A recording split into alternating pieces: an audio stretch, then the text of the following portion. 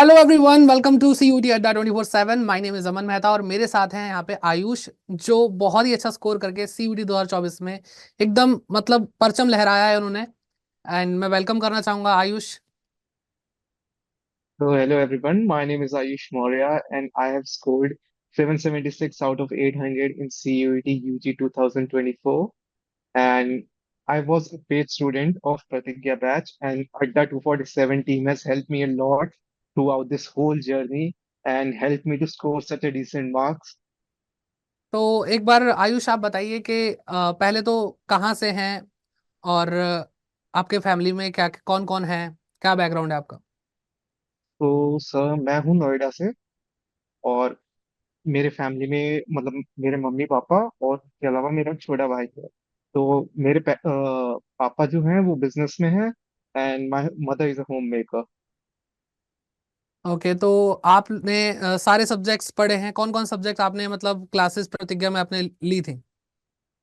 प्रतिज्ञा में तो मैंने मतलब प्रतिज्ञा में कॉमर्स वाला लिया था। हाइब्रिड जो जिसमें हाइब्रिड टेस्ट सीरीज की थी। ओके। तो उसमें मेनली मैंने चार सब्जेक्ट्स पे फोकस किया था, English, accountancy, business studies and economics, क्योंकि बीकॉम ऑनर्स मेरा एम था। तो उसके लिए चार सब्जेक्ट्स नेसेसरी थे। तो आप आई थिंक DU टारगेट कर रहे होंगे, ऑब्वियसली नोएडा से हैं। यस सर, बिल्कुल। ओके, तो क्या प्लान है? आप कौन सा मतलब इतने अच्छा स्कोर किया आप, वैसे तो पूछना ही नहीं चाहिए, स्टिल आपके मन में कौन सा कॉलेज था कि इस कॉलेज में मुझे एडमिशन जरूर लेना है? सर आपको तो पता है हर कॉमर्स स्टूडेंट का एक ही ड्रीम होता है, Shri bill- Ram college of commerce. बिल्कुल बिल्कुल। तो अब धीरे धीरे हम बात करते हैं कि आप इंडिविजुअल पहले मार्क्स बताइए कि आपके हर सब्जेक्ट में जो आपके 800 में से स्कोर बन रहा है, वो हर सब्जेक्ट में कितना आपने स्कोर किया है? तो सर अकाउंटेंसी में मेरा फुल है 200 out of 200, business great. Studies में 194, इको में 194 और इंग्लिश में 188, जो कि 200 हो सकता था पर वो मिसमैनेजमेंट हुआ था उस दिन बहुत ज्यादा। बहुत बच्चों ने बेटा फेस किया है, ये प्रॉब्लम रही है। बट स्टिल मैं यही कहूंगा, आपका जो स्कोर रहा है वो बहुत अच्छा है, बहुत ज्यादा अच्छा है। एंड अकाउंटेंसी में तो 200 आउट ऑफ 200 है। Yes sir. तो चलो शुरुआत करते हैं पहले अकाउंटेंसी से ही। तो अकाउंटेंसी में कैसे आपके पूरे मार्क्स आ गए हैं? अकाउंटेंसी तो मेनली दो चीजों पे रहता है। आपको पहले जो थ्योरी है उसकी क्लैरिटी होनी चाहिए। सेकंड, बिना प्रैक्टिस के मतलब अकाउंटेंसी पॉसिबल नहीं है, क्योंकि जो टॉपिक्स रहते हैं हमारे उसमें काफी जो कैलकुलेशन होनी चाहिए वो इंस्टेंटेनियस होनी चाहिए और जो कॉन्सेप्ट होने चाहिए सही टाइम पे हिट करने चाहिए। तो जितना हमें टाइम अलोकेटेड होता है अकाउंटेंसी के पेपर में, तो उसमें बहुत जरूरी है कि आप इंस्टेंटली सॉल्व करें और आपको उसी time on the spot choose करना होता है कि नहीं ये क्वेश्चन बहुत लेंदी है तो इसको ड्रॉप करो। तो वो चीज प्रैक्टिस के साथ ही आती है। तो आपको क्लासेस में ये सारी चीजें बताई होंगी ऑब्वियसली। यस सर, बिल्कुल। क्लासेस में तो तो प्रैक्टिस वगैरह होती रहती थी और उसके अलावा जो बहुत सारे क्वेश्चंस प्रैक्टिस किए मोस्टली उनमें से पेपर में भी आए थे सिमिलर क्वेश्चन। तो अड्डा के मॉक टेस्ट आपने लगाए, जो हाइब्रिड किट आप बता रहे थे, तो यस उसमें सर। से बहुत सारी चीजें आपको वही सेम दिखाई दी एग्जाम में? Yes sir. और हाइब्रिड किट का एक और बेनिफिट था, क्योंकि हाइब्रिड किट में हमें एमसीक्यू के लिए ओएमआर शीट्स प्रोवाइड की थी। तो मैं डेली ओएमआर भी लगाता था और उसके अलावा क्योंकि ओएमआर में थोड़ा टाइम ज्यादा लेता है और उसके अलावा ओएमआर में there are more chances of error, क्योंकि आप उसको वापस करेक्ट नहीं कर सकते काट के। एग्जैक्टली। या तो उसकी वजह से बहुत हेल्प हुई मेरी, क्योंकि मतलब उसी अकॉर्डिंग मेरी प्रैक्टिस थी।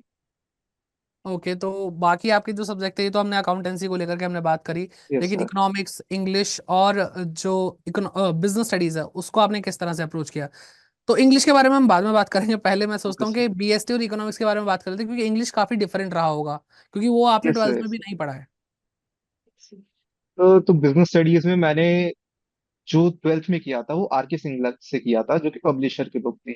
हम्म। बोर्ड के लिए जब मैंने मतलब पीयूटी के लिए जब मैंने एमसीक्यू लगाने स्टार्ट किए, तो मैंने देखा कि काफी सारे ऑप्शंस जो थे बहुत सिमिलर लग रहे थे, क्योंकि सीयूटी के टाइम में क्या होता है, एनसीईआरटी की एग्जैक्ट लाइंस आ जाती हैं। तो उसकी वजह से मैंने फिर एनसीईआरटी रीड करनी शुरू की। और उसके अलावा हर्ष सर ने काफी अच्छे से कॉन्सेप्ट क्लियर करवा रखे थे। और जो लास्ट मोमेंट पे सर ने एक यूट्यूब पे वीडियो डाली थी उसके रिवीजन के रिगार्डिंग, हम्म। उसमें से काफी सारा पेपर आ गया था। ओके, तो वो निचोड़ सीरीज की बात कर रहे हैं क्या आप? सर मुझे लास्ट में याद नहीं, पर लास्ट में एक सेशन मैंने यूट्यूब से देखा था, बाकी तो मैं पेड बैचेस से यूज कर रहा था स्टडी के ऊपर। ओके। और इकोनॉमिक्स के लिए भी ऑलमोस्ट आपका यही मतलब प्रिपरेशन स्ट्रेटेजी रही होगी? यस सर, इकोनॉमिक्स के लिए भी जितनी भी मॉक सीरीज थी वो लगा ही। और उसके अलावा कॉन्सेप्ट क्लियरिटी इकोनॉमिक्स में मेरी स्टार्टिंग से थी अच्छी, तो उसके लिए मुझे इतना स्ट्रगल नहीं करना पड़ा। ओके। तो जैसा कि मैं बच्चों से बात करता हूँ और मैं उनको यही समझाता हूँ कि जो डोमेन्स होते हैं वो आपने ट्वेल्थ में कहीं ना कहीं देखे होते हैं। ऑल दो उसके लिए एक हमें अलग अप्रोच चाहिए होती है एमसीक्यूज सॉल्व करने की, क्योंकि ट्वेल्थ क्लास के लिए हम बहुत स्पेसिफिक होकर के प्रेजेंटेशंस पे ध्यान देते हैं और हमें इतना क्विकली चीज़ें नहीं करनी होती। लेकिन जब हम एमसीक्यूज की बात करते हैं मॉक टेस्ट में जो हम लगाते हैं या वैसे हम प्रैक्टिस कर लेते हैं, तो वहां पर आपको बहुत सारा क्या कहते हैं एक क्विकनेस चाहिए होती है कि जल्दी से क्वेश्चन हो जाए, टाइम बचे हमारे पास, ताकि हम जो डिफिकल्ट चीजें हैं जो लेंदी क्वेश्चन है उनको टाइम दे सके। तो ये तो चीजें आप क्या कहते हैं डोमेन्स के साथ कर सकते हैं, लेकिन वहां अगर हम बात करते हैं जीटी या इंग्लिश की, जो कि आपने इंग्लिश दिया था, तो इंग्लिश के अंदर आपको प्रॉपरली जो ट्वेल्थ में है वो तो नहीं करना था, लिटरेचर वगैरह नहीं आती। तो आपको ग्रामर पोर्शन, एंटोनिम्स सिनोनिम्स और रीअरेंजमेंट पता नहीं क्या क्या पढ़ना पड़ता है, जो कि मैं कहता हूँ कि जो गवर्नमेंट एग्जाम्स होते हैं, गवर्नमेंट जॉब एग्जाम्स, तो उसके लिए बच्चा पढ़ता है, तो बच्चे के लिए बिल्कुल नया होता है। तो आपने उसके लिए कैसे प्रिपेयर किया? सर तो स्टार्टिंग में क्या हुआ था, जब मार्च एंड में मैंने प्रतिज्ञा बैच के बारे में सुना था, तो जो उसकी फर्स्ट क्लास थी वो थी पोएटिक डिवाइसेस पे, ठीक है। तो उसको मैंने जब देखा तो मतलब मुझे कॉन्सेप्ट क्लियरिटी और आने लगी। तो पहले क्या हो रहा था, मैंने स्टार्टिंग में सोचा था कि इंग्लिश तो मैं खुद से कर दूंगा, तो मैंने मॉक्स वगैरह लगाए तो उस पर उतना अच्छा स्कोर नहीं बन रहा था, जैसे 170 182 ऐसे ही रह जा रहा था, कभी फुल नहीं आ रहा था। तो वो वहां मुझे वीकनेस क्या लगी कि मेरे जो ग्रामर के कॉन्सेप्ट थे वो इतने क्लियर नहीं थे। बट फिर प्रतिज्ञा बैच लेने के बाद उसमें मैम ने काफी मतलब डिटेल में सारे टॉपिक्स कवर करवाए थे, तो उसके बाद धीरे ग्रेजुअली मेरा स्कोर इंक्रीज होने लगा मॉक में, तो फिर कॉन्फिडेंस आया। और उसके बाद फिर बस वही लास्ट मोमेंट में ब्लेंडर ना कर दिया होता तो फिर मतलब उसमें 200 पक्के थे इंग्लिश में। चलो, फिर भी बहुत आपने अच्छा स्कोर किया है, ओवरऑल जो स्कोर बना वो भी बहुत अच्छा है। तो यस। अब हम बात करते हैं बुक्स को लेकर के कि आपने सीयूटी, स्पेसिफिकली हम सीयूटी की बात कर रहे हैं, तो उसके लिए आपने जो अड्डा की बुक्स, ऑब्वियसली जब आप बता रहे हमने प्रतिज्ञा में पढ़ाई करी है तो आपने वो भी यूज की होगी, तो वो आपको किस तरीके से हेल्प कर रही थी? तो अड्डा की बुक्स है वो रिवीजन पॉइंट ऑफ व्यू से बहुत अच्छी है, क्योंकि उसमें पॉइंटर्स हैं हर चीज के। तो रिवीजन के टाइम काफी क्विकली रिवाइज हो जाता था। उसके अलावा भी अगर कोई टॉपिक एनसीईआरटी में नहीं समझ आया, क्योंकि एनसीईआरटी में टॉपिक वाइज मतलब पॉइंट वाइज कुछ नहीं है, सब कुछ ऐसे पैराग्राफ वाइज दे रखा है, तो बच्चों को काफी कंफ्यूजन होती है इस एनसीईआरटी से पढ़ने में। तो अड्डा ने क्या है उसमें मतलब काफी एक सिंपलिस्टिक लैंग्वेज में सब कुछ प्रेजेंट कर रखा है। नाइस। तो वैसे आप बता रहे थे कि मॉक टेस्ट भी बहुत सारे लगाए हैं, तो ओवरऑल अगर मैं पूछूं कि आपने इन चार सब्जेक्ट्स के लिए इतनी मेहनत करी, तो आपने टोटल कितने मॉक टेस्ट लगा दिए होंगे अपनी 2024 के सीयूटी एग्जाम प्रिपरेशन के लिए? लैंग्वेज के लिए मैंने बहुत लगाए थे, लैंग्वेज के around I guess 60 65 plus mock paper लगा दिए थे। और उसके अलावा डीपीपीस डेली सॉल्व की थी। बल्कि डोमेन में थोड़ा कम था, जैसे 30 35 मॉक पेपर से काम हो गया था पर सब्जेक्ट डोमेन्स में। ओके, तो मतलब ये जो आप नंबर बता रहे हैं वाकई में बहुत ज्यादा होता है, क्योंकि नॉर्मली बच्चे नहीं सोचते कि यार इतना थोड़ी ना करना होता है। ठीक है। तो ये बहुत अब नॉर्मल क्वेश्चंस पे आते हैं कि आप दिन में कितने घंटे पढ़ते थे सीयूटी एग्जाम के लिए? तो अगर आर वाइज जाएंगे तो फिर ऐसा कुछ मतलब डे वाइज फिक्स नहीं था, पर हम्म। इतना था कि ये टॉपिक्स कर लेनी है, जो क्लासेस होती थी वो अटेंड करनी है, उसके बाद उसके रिवीजन करने हैं। आई गेस वो जितना भी टाइम ले उतना इन्वेस्ट करना चाहिए, क्योंकि अगर आप आवर्स में बाउंडेड रहेंगे तो कभी कभार बहुत हेक्टिक हो जाता है, कभी कभार उतना डिसिप्लिन्ड लोग रह नहीं पाते। तो बिल्कुल उस हिसाब से आई गेस टॉपिक वाइज जाना चाहिए।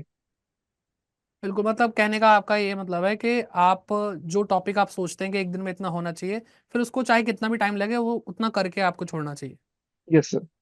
बिल्कुल बिल्कुल। तो अब अगर हम प्रिपरेशन स्ट्रेटेजी ओवरऑल बात करें कि आपने कितने महीने पहले पढ़ना शुरू करा, और क्या आपको लगता है कि थोड़ा और पहले शुरू कर देना चाहिए था, या फिर आपने किस तरीके से अप्रोच किया, ओवरऑल स्ट्रेटेजी आपकी क्या थी? तो जब 11th में मैंने कॉमर्स लिया था तो इतना कुछ नहीं पता था, क्योंकि सबको बस एक ही उसमें प्रोफेशन पता था, सीए। तो मैंने सोचा था कि यही करेंगे।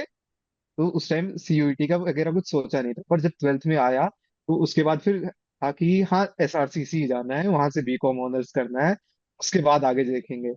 तो उसके लिए मैंने फिर अपने डोमेन्स उसी टाइम स्ट्रॉन्ग करना स्टार्ट कर दिया। तो उस टाइम मुझे लैंग्वेज का इतना आइडिया नहीं था कि तो फिर लैंग्वेज छोड़ के मैंने डोमेन्स उस टाइम प्रिपेयर किया अच्छे से। तो और जो लास्ट का 1.5 मंथ था उसमें मैंने लैंग्वेज को ज्यादा प्रायोरिटी दी और डोमेन्स की कम कर दी, क्योंकि डोमेन्स में बस मेरे को प्रैक्टिस करना बच गया था और लैंग्वेज में मतलब ऑलमोस्ट बेस से बिल्डअप कर रहा था।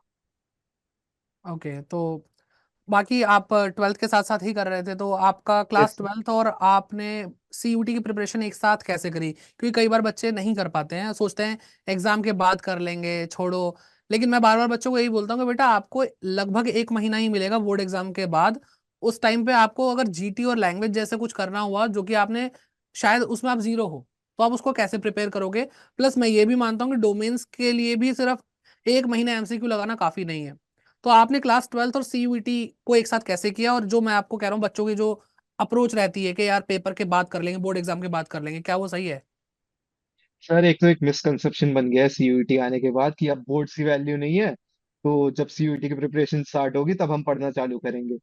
और उस टाइम वो इतना पैनिक कर जाते हैं सर, इतना वास्ट सिलेबस देख के, कि उस टाइम नहीं हो पाता। तो इसलिए क्या करना चाहिए, स्टार्टिंग से धीरे धीरे टॉपिक्स को क्लियरिटी रखनी चाहिए। क्योंकि अगर टॉपिक्स क्लियर होंगे तो उसके वो बोर्ड में भी हेल्प करेगा और आगे सीयूईटी में भी हेल्प करेगा। क्योंकि मतलब आपने अगर बोर्ड्स के लिए प्रॉपरली प्रिपेयर किया है तो 80% आपकी प्रिपरेशन डन है। आपको बस जो डिलीटेड टॉपिक्स है वो रिवाइज करने हैं और उसके अलावा सिर्फ मॉक्स पे मॉक्स लगाने हैं।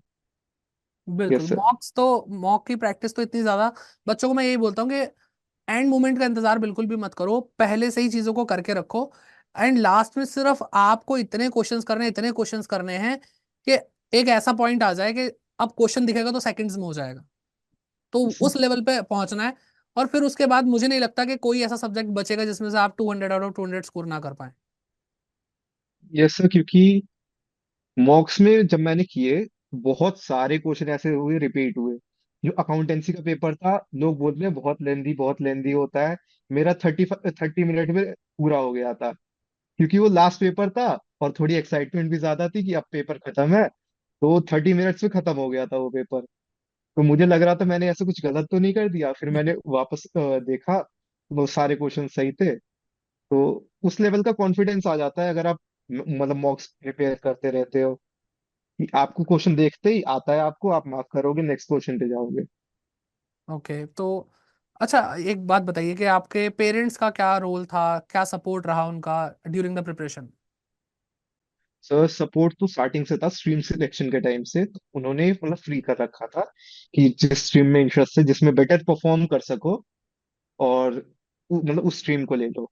तो फिर लास्ट में मैंने मतलब कॉमर्स लिया। उसके अलावा फिर पीयूटी के लिए भी बहुत सपोर्ट था कि मतलब जब मैं पढ़ता वढ़ता था तो मेरी डाइट वगैरह ख्याल वगैरह सब पेरेंट्स ने रखा। और उसके अलावा मतलब यहाँ तक तो मेरे पापा सेंटर पे छोड़ के जाते थे, तो वो वहीं पे वेट करते थे कि मतलब जब एग्जाम खत्म होगा तब आएंगे। क्योंकि उस टाइम का वेदर बहुत यहाँ नोएडा में तो बहुत बेकार था। तो मतलब एक जर्नी होती है, मुझे भी ये फील होता है कि पेरेंट्स आपके साथ वो जर्नी जी रहे होते हैं जब आप प्रिपरेशन कर रहे होते हैं। तो एग्जैक्टली जैसा आप बोल रहे हो, काफी मतलब ये चीजें हमें बहुत ज्यादा फिर मोटिवेट करती है कि हाँ हमें अच्छा स्कोर करना है, हमें एक अच्छा कॉलेज चाहिए। मेरी मेहनत है तो मेरे पेरेंट्स की भी उतनी मेहनत है, उसको तो रिजल्ट हमें लाकर देना ही है। और बहुत सारी चीजें आप लोगों ने बताई, जैसे आपने बताई।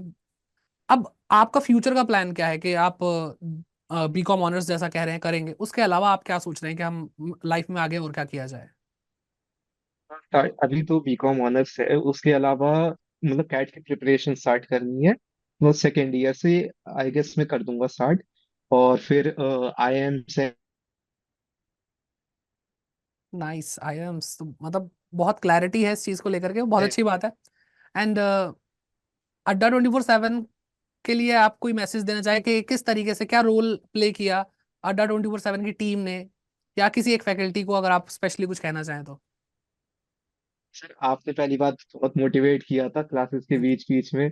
और उसके अलावा आप उन मतलब उन स्टूडेंट्स को ज्यादा सपोर्ट मतलब करते हो जो एक्चुअली पढ़ना चाहते हैं, क्योंकि कई स्टूडेंट सिर्फ क्लास में आके फिर मतलब वो इन्वायरमेंट नहीं क्रिएट करते कि पढ़ने वाला। और उसके अलावा मतलब पूरी अड्डा की फैकल्टी बहुत अच्छी है उस हिसाब से। तो मतलब किसी भी स्टूडेंट को अगर मैं अब रिकमेंड करता हूँ सीयूटी प्रेप के लिए, तो वो मतलब फर्स्ट प्रायोरिटी अड्डा ही होती है। क्या बात है, मतलब बहुत ओवरवेलमिंग है मेरे लिए तो खैर एक्सपीरियंस, क्योंकि जिन बच्चों को हमने पढ़ाया, जिनके साथ मतलब ये सफर मैंने भी तय किया है, जहां तक अगर मैं अपनी बात करूं, तो वो फील होता है कि बच्चे के साथ एक एक क्वेश्चन करना, उसको इतना आगे तक पहुंचाना, एंड एक सस्पेंस होता है कि यार क्या होगा क्या नहीं होगा, और जब वही नाम हम देखते हैं हमारे सामने आते हैं कि यार इतना अच्छा स्कोर किया, तो बहुत प्राउड फील होता है। एंड अड्डा 24/7 की पूरी टीम आप पे प्राउड करती है। एंड लास्ट एक मिसकंसेप्शन के बारे में मैं ज़रूर बात करना चाहूँगा आपसे, कि ऑनलाइन पढ़ करके हम स्कोर नहीं कर सकते, ऑनलाइन पढ़ना बेकार है। और आपके मार्क्स, आपका स्कोर जो आपने किया है, वो इस बात को ये जो मिसकंसेप्शन है उसको पूरी तरह से तोड़ता है। तो आप इस पॉइंट पे क्या कहेंगे कि ऑनलाइन पढ़ने के क्या मतलब फायदे हैं, या ऑनलाइन नहीं पढ़ना चाहिए, वॉट एवर। ऑनलाइन या ऑफलाइन, पहली बात स्टूडेंट पे बहुत डिपेंड करता है कि स्टूडेंट कितना डिसिप्लिन्ड है। ऑनलाइन में सब डिसिप्लिन नहीं रह पाते क्योंकि टीचर आपके सामने नहीं है, टीचर उस स्क्रीन के उस साइड है। तो वो आपको पहली बात तो मतलब फिजिकली नहीं देख रहा है। तो उस हम्म। हिसाब से काफी स्टूडेंट्स क्या है इसको बहुत लाइटली लेते हैं कि अब तो हो जाएगा। और पहली बात ऑनलाइन काफी कन्वीनियंस प्रोवाइड कर देता है हर स्टूडेंट के हिसाब से। अगर मेरी मॉर्निंग की क्लास नहीं हो पाई, मैं उसको इवनिंग में रिपीट करके देख सकता हूँ। मैं टीचर्स के थ्रू कनेक्ट कर सकता हूँ, मतलब ईमेल के थ्रू, जैसा कि हम लोग करते थे। तो वहां से बिल्कुल। मतलब काफी डाउट सॉल्व हो जाते हैं। तो ऑफलाइन टीचर्स क्या है कि इतने बड़े बैच साइजेस में पढ़ाने लग गए हैं कि वो स्टूडेंट पे उतना फोकस नहीं रहता। और ऑनलाइन में मुझे नहीं लगता कि बैच साइज कितना भी बड़ा हो कोई फर्क पड़ेगा, क्योंकि यस। मतलब मैं अगर पर्सनली अपना बताऊं, तो आप शायद उस चीज को कंफर्म करना, मैंने एक एक बच्चे का कमेंट पढ़ा, एक एक बच्चा क्या बोलता है, क्या प्रॉब्लम आती है, तो उस चीज को मैं एड्रेस करता था। और पूरी टीम हमारी जो अड्डा 24/7 की टीम है, उन्होंने ये सारे काम किए हैं, ताकि बच्चों को कभी फील ही ना हो कि ऑफलाइन पढ़ लेता काश में। तो ये हमारे लिए भी एक चैलेंज है इस सोसाइटी में, क्योंकि एक कन्वेंशनल पाथ है कि बच्चे को एक ट्यूशन में जाकर भेजो, वो पढ़ाई करेगा। स्टिल बहुत सारी चीजें नहीं हो पाती। अड्डा 24/7 में बच्चों को मैं यही बोलता हूँ कि बेटा आपको लेक्चर्स भी मिल रहे हैं, आपको बुक्स भी मिल रही हैं, आपको मॉक टेस्ट भी मिल रहे हैं, आपको परफेक्टली जो चीज चाहिए, जो रिसोर्सेज चाहिए, वो आपको हम ऑनलाइन भी प्रोवाइड कर सकते हैं। तो लास्ट नोट्स सर, जो, हाँ जी, प्लीज। सर क्योंकि काफी काफी रिसोर्सेज तो प्रोवाइड किए ही, बाकी पूरी फैकल्टी बच्चों से काफी कनेक्टेड रही है। तो उस हिसाब से मतलब काफी अच्छा रिस्पॉन्स रहा है मेरा, तो मतलब काफी एक्सपीरियंस रहा है मेरा। Very nice. तो अब जाते जाते बस एक ही चीज मैं पूछना चाहूंगा कि आप अपने जूनियर्स को जो सीयूटी 2025 में अपीयर करेंगे, उनको आप क्या एडवाइस देना चाहेंगे कि वो अपनी प्रिपरेशन अच्छी करें, और वो भी एसआरसीसी जैसे बढ़िया कॉलेजेस में जा पाए। फर्स्ट एडवाइस तो यही रहेगी, the earlier you start the better it is. तो अगर अभी से प्रिपरेशन पूरी आप स्टार्ट कर देते हो, तो लास्ट में आपको एक बर्डन नहीं रहेगा, आप स्ट्रेस फ्री रहोगे, आप बेटर परफॉर्म करोगे। और अपने आप को पहली बात अंडर एस्टिमेट कर देना मतलब बंद कर देना चाहिए कि ये एसआरसीसी है तो ये सबको नहीं मिलेगा, तो हमें मिल ही नहीं सकता। तो उसके कुछ, अब एसआरसीसी एशिया का नंबर 1 कॉलेज है, तो आपको उसके लिए उतना ही स्ट्रगल करना पड़ेगा। और हर कोई कर सकता है। Yes sir. चलिए, thank you so much, and again congratulations, आपने इतना अच्छा स्कोर किया। एंड आप पे आपके पेरेंट्स बहुत प्राउड करते होंगे, और पूरी अड्डा की टीम प्राउड करती है। और बस मैं यही कहूंगा कि आप हमारे साथ जुड़े, आपने स्कोर किया, और यही हमारे लिए क्या कहते हैं सबसे बड़ी मोटिवेशन है आगे बाकी सारे स्टूडेंट्स को अच्छे से अच्छा कहते हैं एजुकेशन प्रोवाइड करने की। Thank you so much. Thank you very much. और बाकी जो बच्चे अभी देख रहे हैं, कमेंट करके आप जरूर पूछ सकते हैं कि आयुष ने किस तरह से प्रिपरेशन करी, या आपके कोई और डाउट हो तो आयुष मैं आपको भी बोलूंगा कि प्लीज उन बच्चों को इस कमेंट सेक्शन में आप भी एड्रेस करना, थोड़ा गाइड करना, क्योंकि एक बड़े भाई की जरूरत होती है। ठीक है। और बस अपना प्यार इस वीडियो को दीजिए, सबके साथ शेयर कीजिए। All the very best, bye bye, take care and keep growing.